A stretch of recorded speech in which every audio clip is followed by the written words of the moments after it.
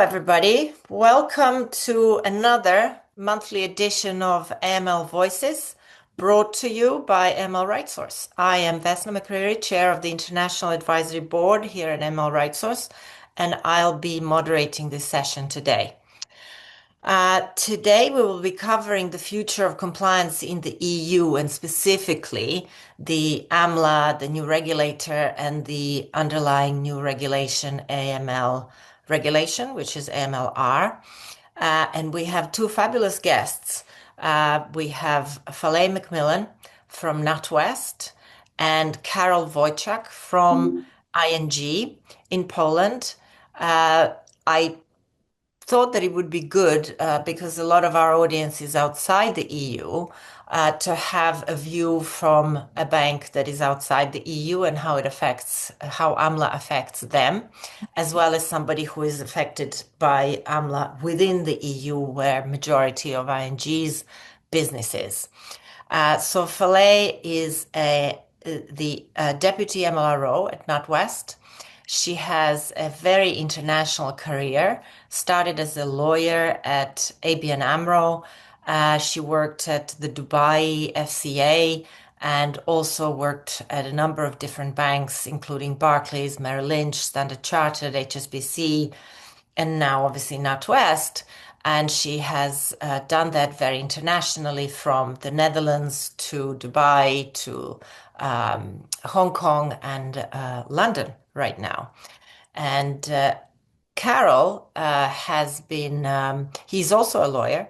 He has been supporting global institutions in scaling their operational services, particularly in transaction monitoring, but more widely too. And so he's been working very hard on standardizing operational processes across ING for many years. And this topic is dear to his heart. Another thing that Karol does very interestingly when he's not working his 15-hour days at ING, he is lecturing at a university in Warsaw at the postgraduate programs for compliance and AML. Welcome, my guests. Thank you. Thank you.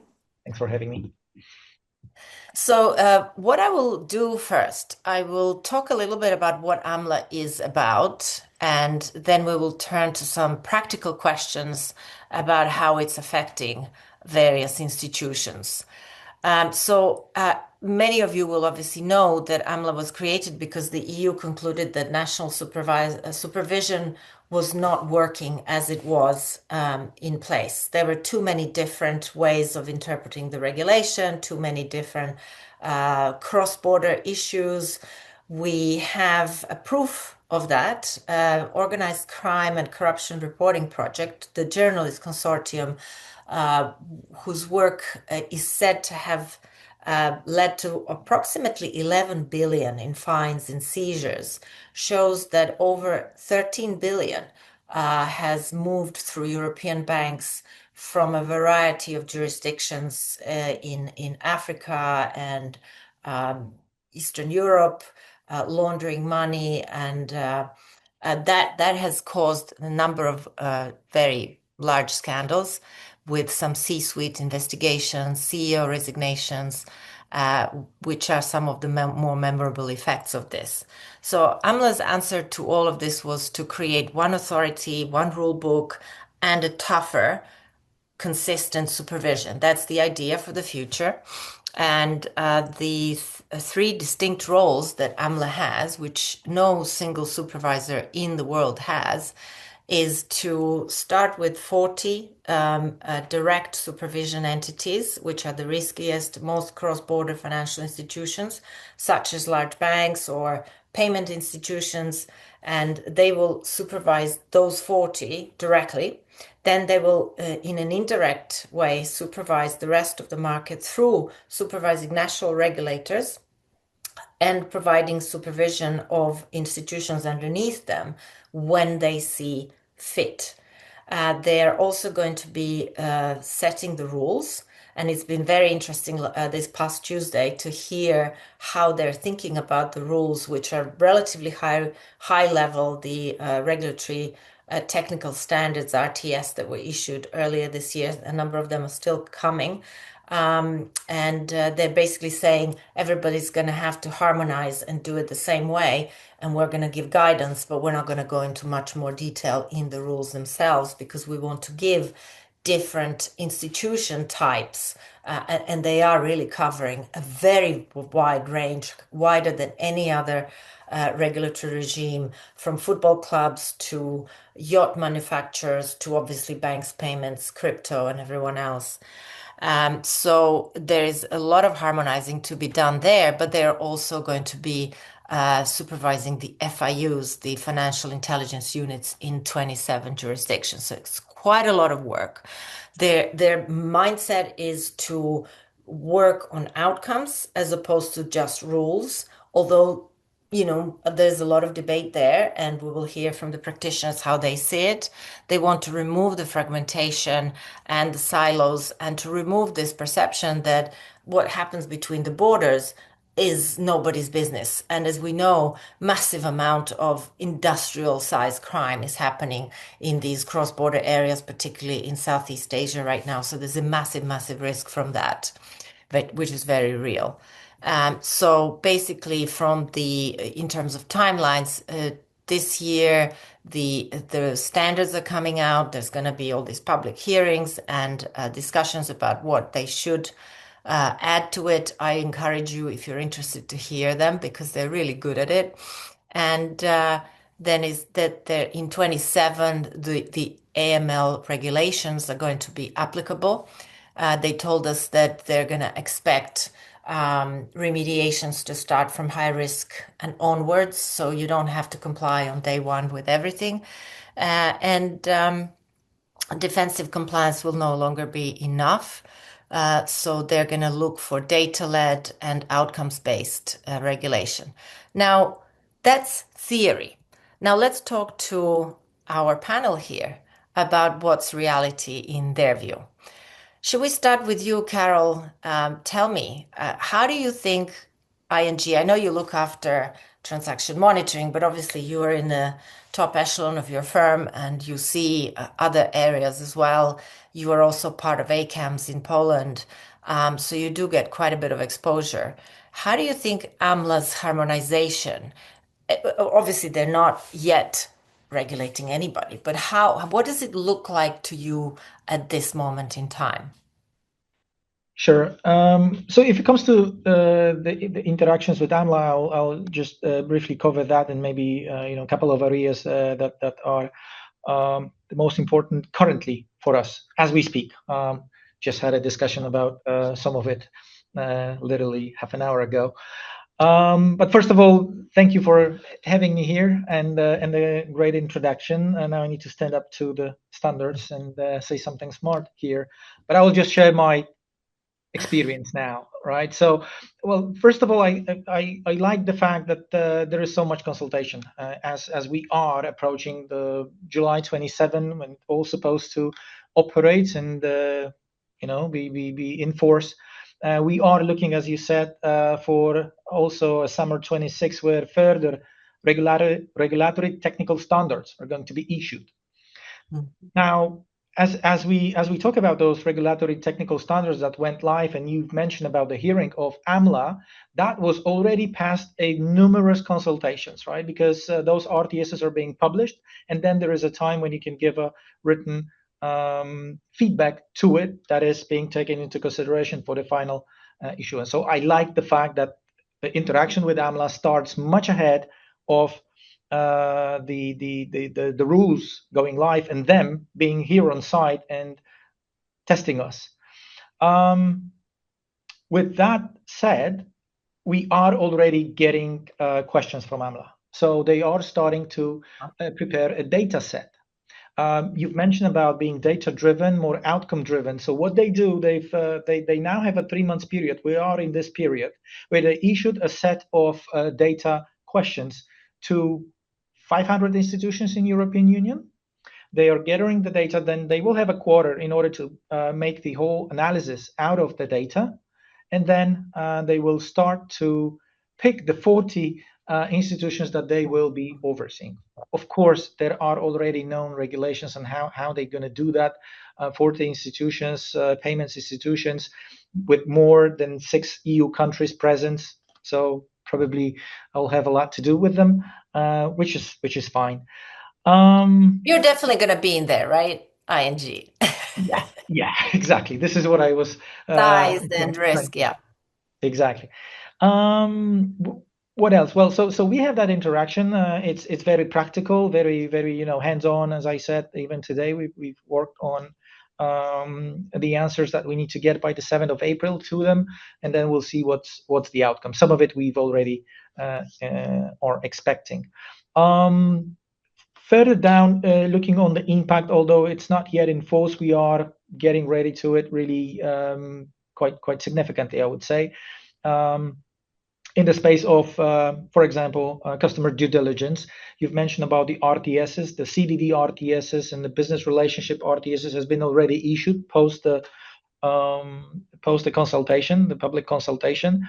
So we are already starting to prepare for implementation of those. The systems, the processes, the way we interpret the data or the requirements, right? That Yeah. is also very important, because then we need to start from the central level and then respectively help our branches in all the countries to seamlessly implement that. Well, seamlessly implement, wishful thinking a little bit, but the standard in the implementation. And it's not only between the ING entities, as you said. AMLA is imposing the requirements on the same level to all the obliged institutions, all the banks, right? So they will have the data that are putting us to a very comparable level, bank to bank, right? So Right, now the partnership in implementing, a single standard will be increasingly important. This is where right.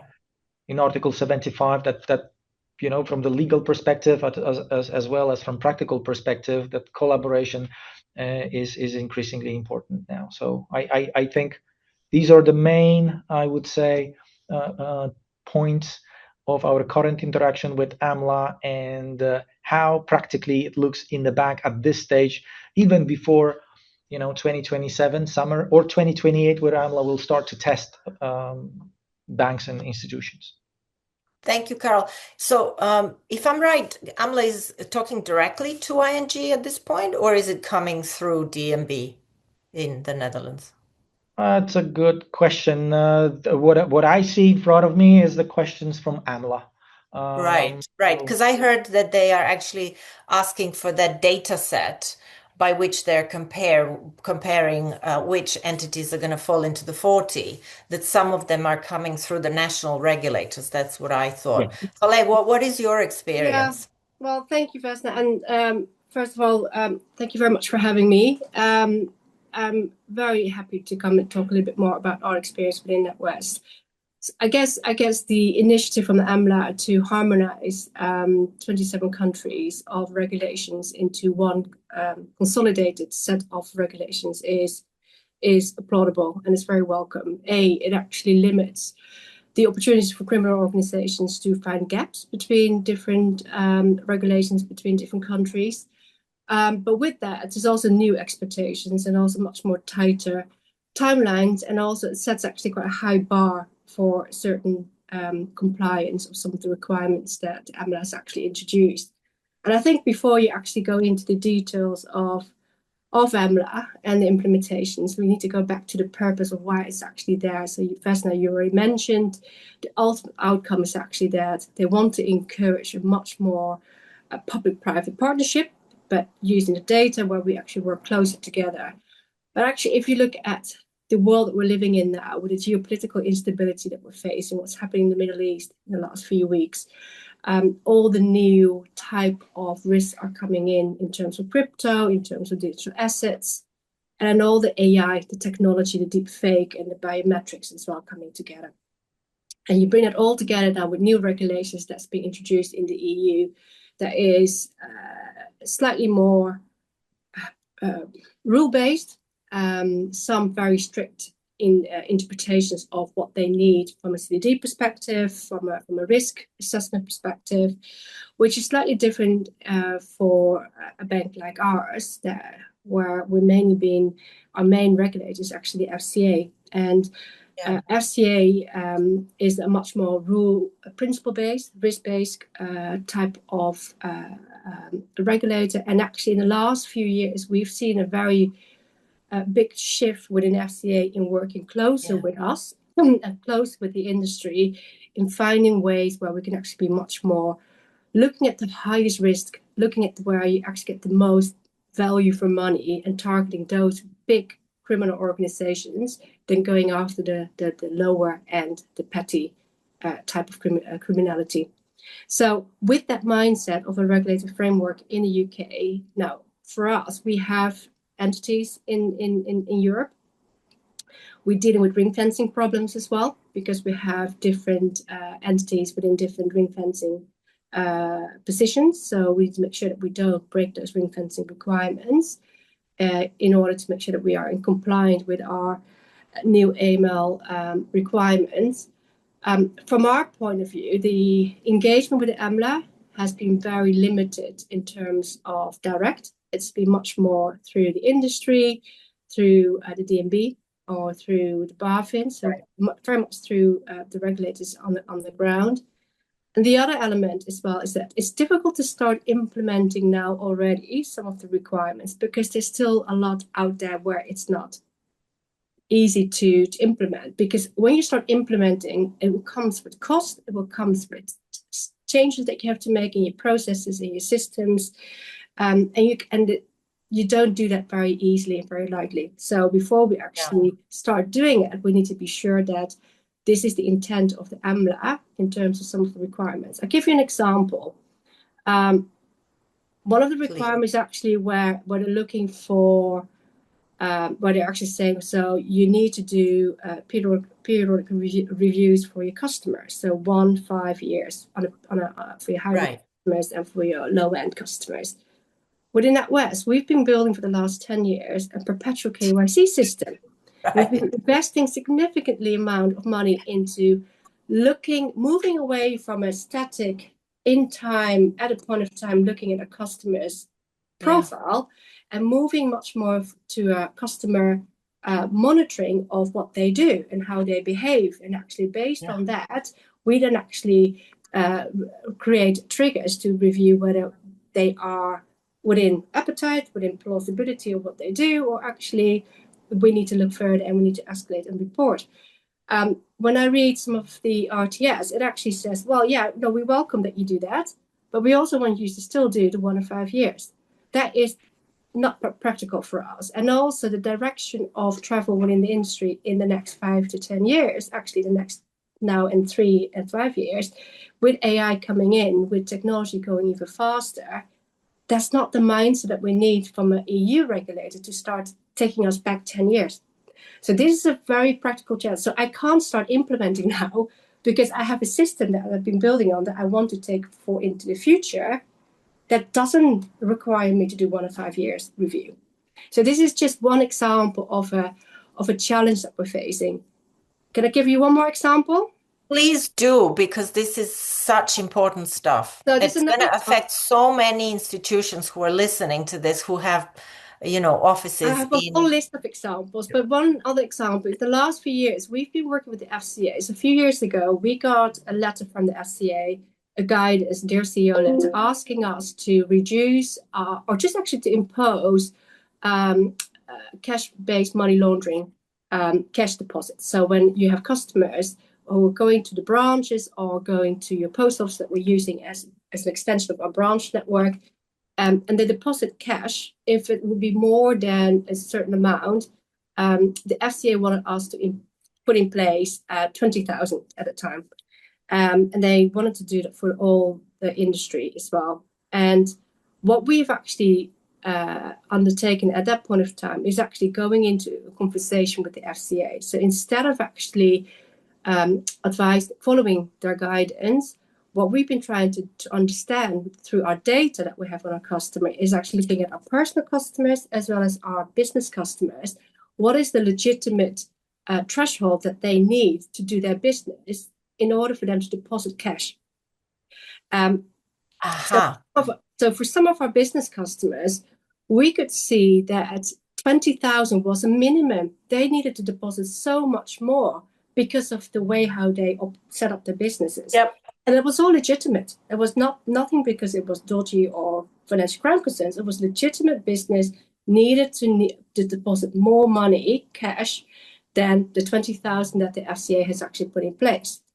So whilst working with the FCA, whilst using our data, we produces a risk dashboard. And that dashboard allows us then to understand which of our customers are depositing cash that were not plausible, and we could pull them out and actually remediate those or actually exit those relationships. So that work that we've done, and we've put it all in place, and we agreed with the FCA certain numbers of thresholds. Reading the RTS here, it talks about 10,000. Impossible. So this is another example of how do you then do this? How do you then actually go into in Europe, where you have customers who are UK customers doing business in the UK, doing business in EU? These are where the divergence, where the conflict is. Look, and these are just some simple examples of stuff that we see as we go through the gap analysis of implementing most of the requirements. There are examples of TM that requirements that we find difficult to see how we actually implement this as well. But overall, I think there is a big welcome to have one consistent set of rules and regulations that we can work with. We don't need to deal with 5, 6, 7 different MROs with 6, 7 different expectations and interpretations. So that will definitely help. But the way to get there is still challenging, and what we need is much more clarity on the guidance as and when they are issuing the RTS and the ITS. The ITS is really important for us to understand, because that's actually really when the wheels are hitting the road in terms of how to interpret this. How do we allow ourselves then to implement some of and make changes to our processes, and therefore also changes to our system, because we have to make decisions. So if some of the changes don't require a full automated solutions, and we can still do manually because of the requirements, then probably we would do that. But if not, then we have to put a significant amount of funding to support a new technical solutions in the time that we're operating in, where costs and challenges is very number one of everyone's priorities. Absolutely. Yeah. I mean, that's so helpful when you go into such detail to give us exact examples.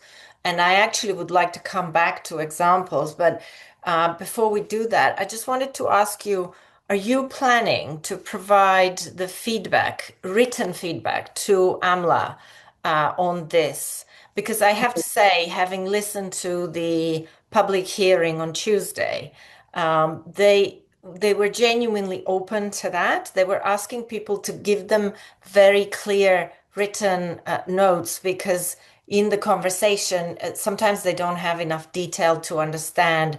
And you can imagine when they are regulating anything from luxury aircraft manufacturers to notaries, like single office, single person working from home with a dog and a cat walking across their keyboard. And then you've got a bank with hundreds of thousands of people, tens of millions of clients and customers, where they have suddenly this divergence from standards that were kind of maybe less specific in the past, and so maybe easier to implement. So I can see that it might be actually easier for institutions that are mainly in Europe to implement this than for those who are partially in Europe.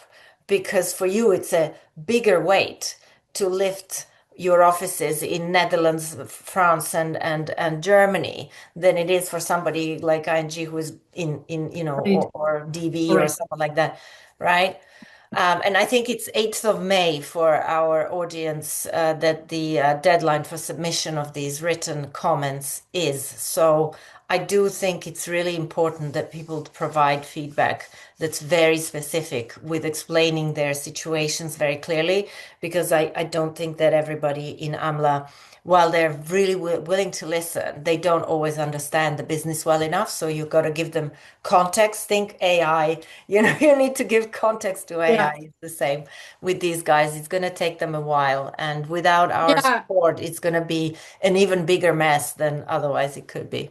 100%, and that's why we've been trying to create a lot of case studies. So we've actually looked at our Dutch, That's uh, great. and we looked at our German presence, our French one, and actually, for example, on ID and the certifications and some of the inconsistency in implementing it, we've actually gave some real life examples. So we're not using the name of the customer, but just customer X that comes from this particular country, and it's a subsidiary of an EU listed company, parent company, and then really drilling down to what we need to do from an ID&V perspective and the challenges that we're facing, and then we really bring it out there to the AMLA actually say, in this case, it would be very difficult for us to actually rely on a piece of paper that's actually been notarized by a notary, because one example, what I forgot to mention earlier, is that everyone, and including ourselves, we're moving to a much more digital first approach in how we interact with our customer. So we would like to have a much better experience for our customers straight through end to end from the moment we actually online and ongoing. But if you have to break that chain because you need to get you ask the customer to get a stamp, physical stamp, and then fax it and then send it to you in a PDF, then the whole purpose of digital onboarding and fast straight through is a little bit defeated. So these are really examples of headaches that's giving us. Yeah, yeah. The notary point was actually discussed a little bit, and the point about and Carol, we want to come back to you as well on that. What was discussed at the public hearing, the contradiction between using, the electronic verification. Although people were talking a lot about the specific European ones, but of course, if you are not a European bank primarily, you might be using other ones. But anyway, Carol, you wanted to add something here. Please do. Yeah, as we are giving that feedback, we just I think need to also consider the scale of a particular cases, right? We don't want those discussions to be academic. We don't want those discussions to be anecdotic, because then we will just spend too much time about it. I don't mind academical discussions, especially at the university, but in the business that takes too much time and kills the decisioning and solutions out there. So yeah, this is why I think also AMLA through local regulators is gathering Yeah. all of the data that they are asking for in order to make the analysis. But the feedback is really valuable. Then you can see on the AMLA page your name and specifically your feedback you gave to a regulation, adding to it and to the effectiveness and efficiency and But practicality.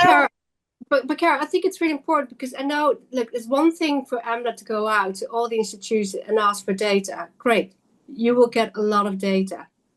What will you do with it?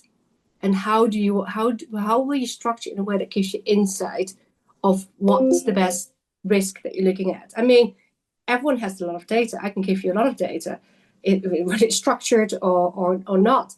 It's really trying to understand from an AMLA perspective, what do they want to do with this? Do they want to do this to say actually understanding the trend of the risk, understanding through the data the challenges of the banks facing in terms of ID&V some of their customers? So does it sit more within the personal customer space, or is it more in a corporate space? Where are the challenges? And when we talk about, for example, one of the requirements when they say complex customers required EDD, we have many complex customers. Doesn't mean that we need to do EDD on them. because they're high risk. It doesn't mean that we can't onboard them because they're high risk. It's So it's a little bit old-fashioned how they sometimes categorize things. Yeah. yes, exactly. So these are and also, for example, authorized persons. I don't think they call it authorized person. They call it persons purporting to act, basically. Yes, It's that's right. very unclear what they mean with that. Do they mean in similar way that BaFin wants, is that anyone who acts on behalf of a customer is actually an AP, and therefore you need to ID and fee them. So not only ID, but also fee them, which is Yeah. Verification. impossible. Um, Yeah. but I would very much welcome one-on-one conversations where we can really highlight all our challenges in practice, and then work maybe in the similar way that we do in the UK with UK finance, work with EU finance some way, where you can actually bring these institutions together, because we all have probably similar challenges. But then again, Vesna, you and I spoke with another colleague who has a presence in Germany. And when I mentioned this particular requirement, he was saying, but we're already doing it because we have to do it Because anyways. under their BaFin, yeah, they're under Yeah. BaFin, yeah, they have to do So, that anyway. So for them, it's like, well, we had to deal exactly. with nonsense before, and we're just continuing. So I do understand that. Carol, what are the specifics of examples where you feel you are seeing issues? I know Fale already mentioned that transaction monitoring has its own pile of issues, and that's your Yeah. space. Well, definitely. And just answering to Pale on what do we do with the data? Well, exactly, we're going to use the knowledge and qualitative insights to the regulator in order to deal with the data, to understand them, and then take a risk decision being driven respectively by the scale and what we see in the data. And the one should come with another. And it's not the choice between one or another. It's just goes together. From the issues that we are seeing, one of the biggest comes actually from the requirements related to customer due diligence, where we are now going to gather all of the demographic information about individuals, countries, and how they are connected to it. So, for example, the country of birth and other countries that the individual might be associated to, as a data point for us, very useful, because we very often see that the country of birth is a very natural destination or a source of funds. So for us, it might be easy then to use that data point in the transaction monitoring. But then, if it's a country of a high risk, and obviously when you have a customer risk, it adds to a customer risk. You are applying a different monitoring methods in the parameters, either scenarios or models are treating differently people with such a country of birth, and then you have suddenly a case of penalizing someone for being a citizen of a given country, right? Yeah. So we are already seeing those cases, right, where a particular part of a group of a client that are coming from the countries of a high risk, they feel that they are being stigmatized, right? And the financial services are not being delivered to them on an equal basis. That's a very significant issue for us in light of those regulations and increased requirements to customer due diligence.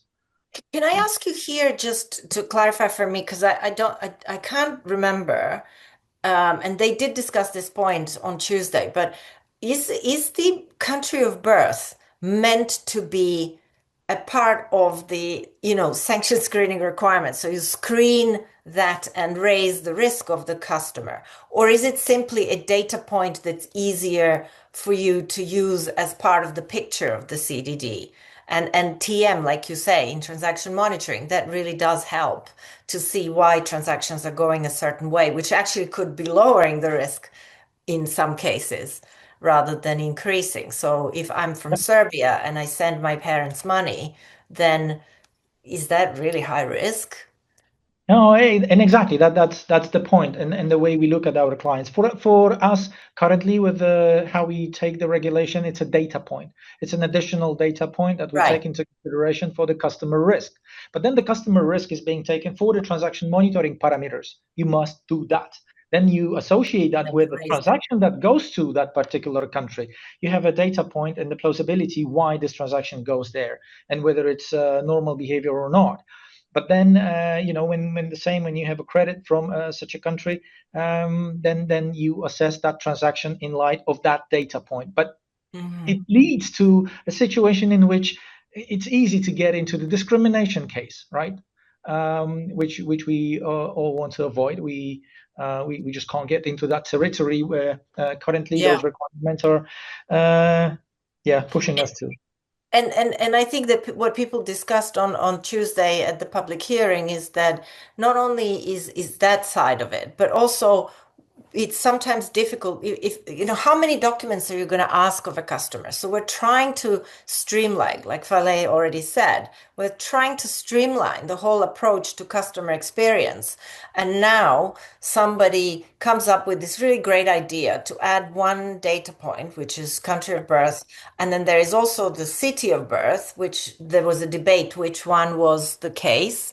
And we were, people were saying, well, hold on, like, if I ask for somebody to give me their passport as an identification document, because it does have a picture and a lot of really key information, it's government issued, it's very useful, then you have to ask them for something else that shows country of birth, which is not always in the same document, or like if it's a driving license that they use and so on. So I think that those are going to be really tricky questions. And then if you are a large institution, to some degree, you know, it's expensive and it's difficult, but it's, you know, we've been forced over the years to do lots of things that are not very useful at all. And now that we're moving to this data-led financial crime prevention, we see that querying data, especially in the public-private partnership, is where we get most value of, actually preventing crime rather than complying with the regs. And I really agree with Fale's point that this is kind of slightly taking us. I don't think that's their intention, but it's slightly No, taking us backwards. And I think it's going to be quite a lot of work to convince them that we're not trying, or rather you now that I'm a consultant, Yeah, but the industry is not trying to be easy on itself, but it's just really poor customer experience. but Sorry. it's like, what do you do with that? So yeah, so you can collect the data points, but and then you screen it for whether it's custom screening or for census screening. What do you do with the output? Because going back what Carol said, you can't make a decision on the basis of someone's country or city of birth not to offer someone a financial service. That's actually exclusion. So there's also a massive customer conduct, consumer protection on the back of this that you need to look at it as well. And it's also not in line with other jurisdictions, other regulatory requirements as well. So this is actually the one that actually stands out because in the UK rulebook doesn't require us to collect this particular data point, and in particular not nationality. But we do have nationality for other purposes, for other reasons, but not for financial crime reasons that you would obtain those data. yeah. That's very true. Yeah, yeah, definitely. And just a thought about those regulations taking us back. I'm just wondering how much we move forward actually. For 10, 15 years, I'm hearing that the estimated amount of money being laundered out of financial economic crime is 3 to 5% of the GDP, not two, not two and a half. It's still Well, found yeah, that is growing. And just one more thing to add, following the UK, the Serious Organized Crime Office, the estimated amount of financial economic crime, £100 billion, then 300 million only being, seized through the means of SARS. So very small percentage. And then when I talk to the FIUs of the Yeah. European Union, the average is 1%. So I think the whole industry is ineffective, inefficient, and we are looking to move the needle a little bit. Now, which method we're going to take? Well, we are debating here now whether those regulations are going to take us further Yeah. or maybe they are taking us back before we yeah. move further. Well, I think exactly. I think it's the elephant in the room that we're actually not even mentioning it. Fraud. Fraud. And this is one big thing. It's not part of the regulatory regime, although, to be fair, it is a predicate offense, right? Fraud is a predicate offense for anti-money laundering, or rather money laundering. But it's still not caught up. In the UK, we now have the criminal offense of failing to prevent fraud. And in European Union, we have separation of fraud in a way, the regulatory regime around it from this. And I mean, is that another crack? What do you think? 100%, because if you look at some of the predictions that Deloitte is actually saying, that they're expecting by 2027, fraud losses coming from generative AI are to reach about 40 billion by 2027. So going back to the why are we doing what we're doing? We're doing this because we want to protect our customers from financial crime risk and fraud risk. That's what we want to do. And we want to do this across the global network. And therefore, we need to make sure that we are complying with rules and regulations that help us to do so. So AMLA missed a complete opportunity to be more specific, much more specific on what their expectations are in relation to institutions and their framework in relation to fraud. Fraud. I fear that may be the case. I think we'll see in the guidance whether they try and cover that in any way. But we have a question from the audience, and I think we have quite a large portion of the audience that's outside the EU. So they're empathizing with you, Mfale, and saying, what are we to do? The ones who are outside of the EU, how do we deal with what's going on? Yeah, so what we've done is, within me being the group in the UK, what I've actually done is we set up a working group where we work closely with our colleagues in our EU entities to have one voice. So we're going through, like I said, we're going through the practical challenges that each of the countries had. So we have done a gap analysis in relation to all the different jurisdictions and their requirements. Then we did a read across against the AMLA in terms of for the two RTS that are out there. We've done some of the gap analysis. And now what we need to start doing now is actually looking at the budget that we have, because again, money is not unlimited. We have only given a certain amount of money to implement this. And we need to actually start saying what are the key risks that we need to start attacking first. So is it actually the authorized persons that we need to start tackling first? Or is it actually the EDR process? Or is it more the TM requirements? Or is it more the data sharing, where they've also been putting a lot of requirements in there? So we need to, on the back of our working group, we need to actually say which is the pillar that will mitigate the highest risk. And then we need to target those ones to start implementing those the quickest. But because we can't do all, and I think for some, we need to take a risk-based decision, because Bruna has mentioned in many various conferences that it's still very risk-based allowed. And they all say that. So on that basis, we're going to run it as a risk-based as well. And then we need to sometimes you need to have exceptions to policy, because you can't come. So for example, the nationality or the country of birth, that could be an exception to policy. Yeah, see what happens, right? You have to maybe try the UK approach of comply or explain. Carol, what are you guys doing at ING in terms of your program? Sure. Are you also running a global program? Yeah, very similar. I've it got to the point of fail on the gap analysis, because this is what we do exactly, and this is where we are starting. So the gap analysis across the countries, we are in contact with our franchise in Australia, in US now as well, and other countries that are not part of the territory on which AMLA will start to operate, though the regulations are a little bit exterritorial as well, because they expect that the headquartered companies of European Union will operate at a certain level also elsewhere. Outside. Yeah, so gap analysis is a one. Then we are getting to the data uplift programs. We know that the data is a key then to operate effectively, adjust quickly to the requirements, and then effectively and efficiently, operate under the new regulations.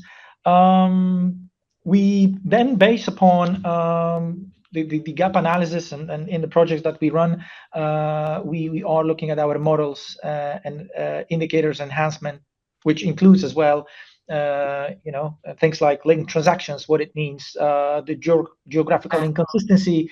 So anything that we hear, that we see in the regulation, that we hear also on the public hearings and learn from the RTSs, is a part of that project type of approach or program type of approach with first, second line of defense, and then a close cross-country operational alignment. So, and this is where that is close to my heart.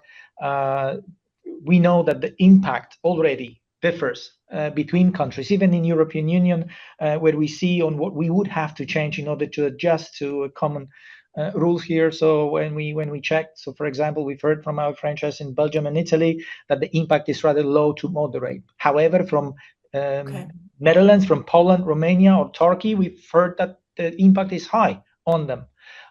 So we Why is are that? different base rules, and that is a wide span of processes that are being assessed, and some of the processes are ready.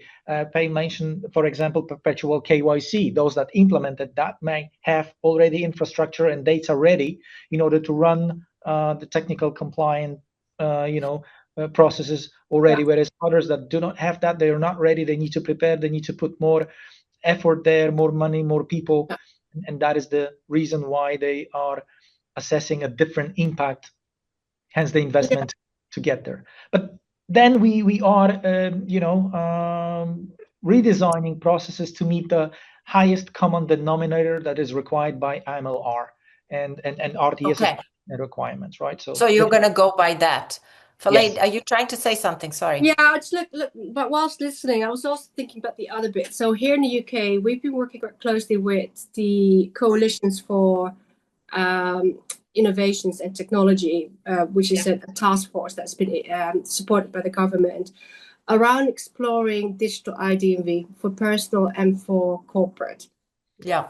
And one of the key things where we're working with the government and regulators is actually, could we actually have a point in time where we can actually use a corporate ID&V or a digital ID&V for personal customers as one way of onboarding you without using a hard copy of a copy passport and all the stuff.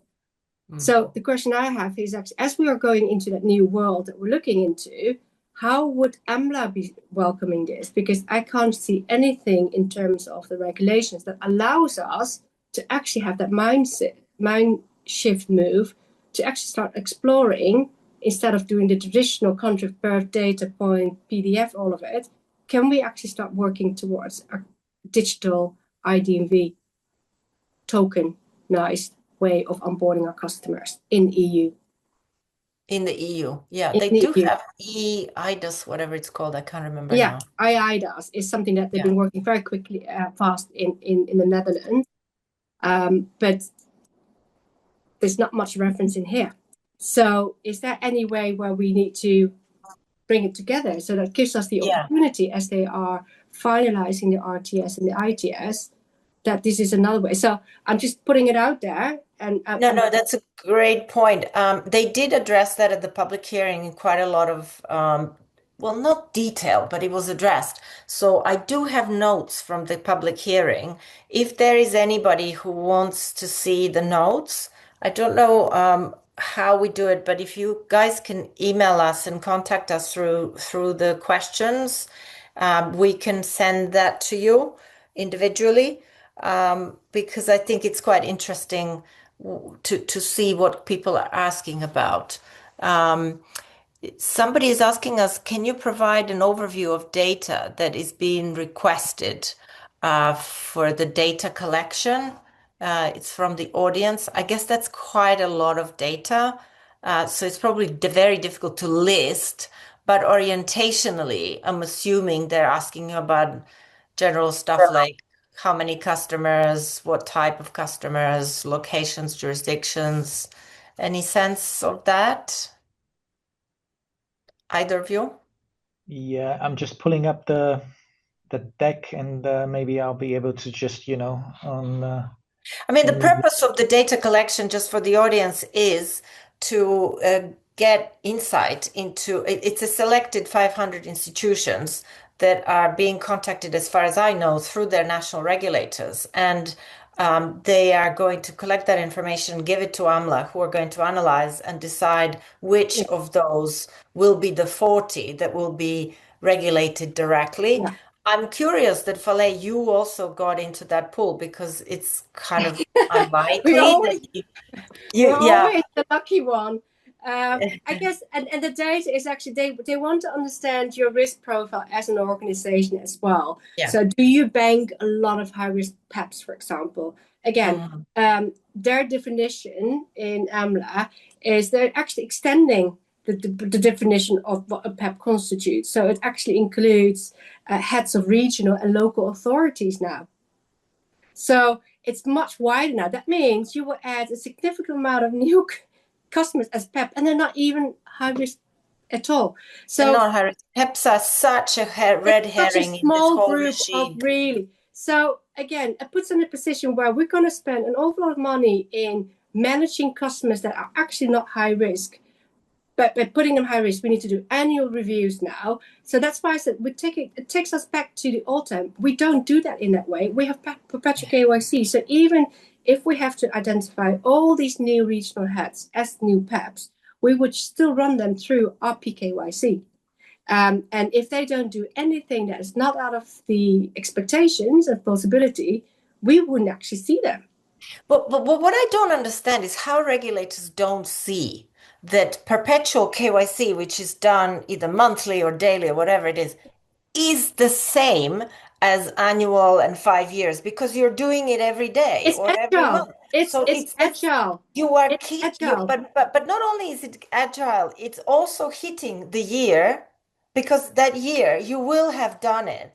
It's Yeah, I don't but understand but how they can ask for something on top of that because it's the same. So you if no, you're no, doing no, it no, because it could be that even if there's a high risk customer, it could be that because the high risk customer is actually transacting in the way that we would expect it to transact, it would never trigger an EDR. And therefore we would never see it. right, That's I see what you're that's saying. and that's why, and because But of but that, I I but don't I mean dis 1 year. but I disagree with that. I'm sorry because Me I too. think that when you but no, but what I'm saying is that you are reviewing that customer on an ongoing basis because you're constantly collecting updated information. It's just not hitting something that says, George, have a look at your book. So you're not opening the physical file. I mean, what else are you supposed to do if you're Yeah, already collecting that information? It's just and done kind of automatically. And then what throws it up to a human is to say there is a risk yeah, relevant piece of I would information. How I is would that not the same as 1 year and 5 years? and We have a therefore question I would welcome them to whether come look. I agree. Are we now allowed to do KYC once in the EU region instead of 27 KYCs across the member states? That is not clear from what I heard from at the public hearing. It is not clear to me.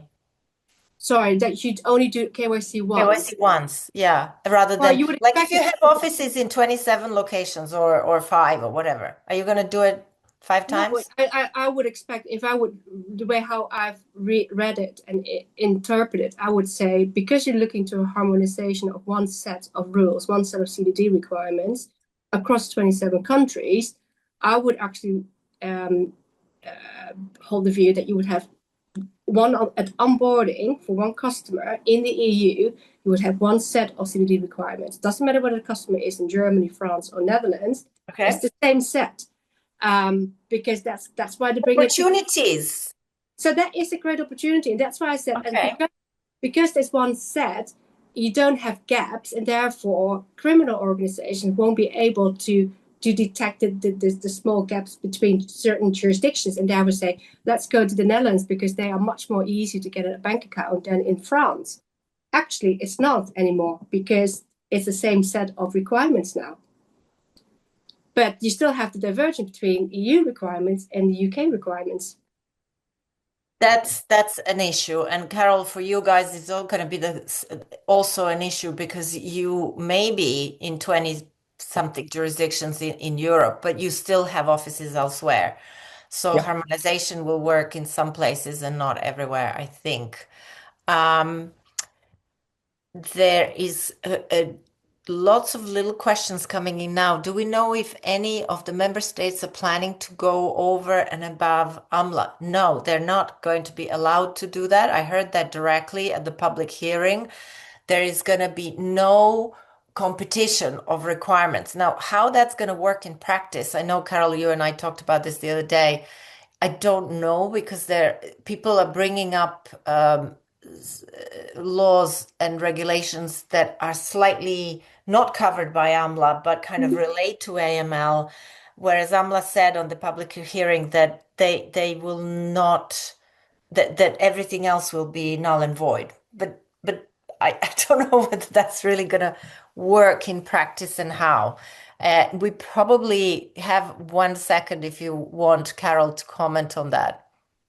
No, I agree with you. It's really difficult to judge. I was this week on another meeting related to GDPR, same regulation, went many years back in European Union.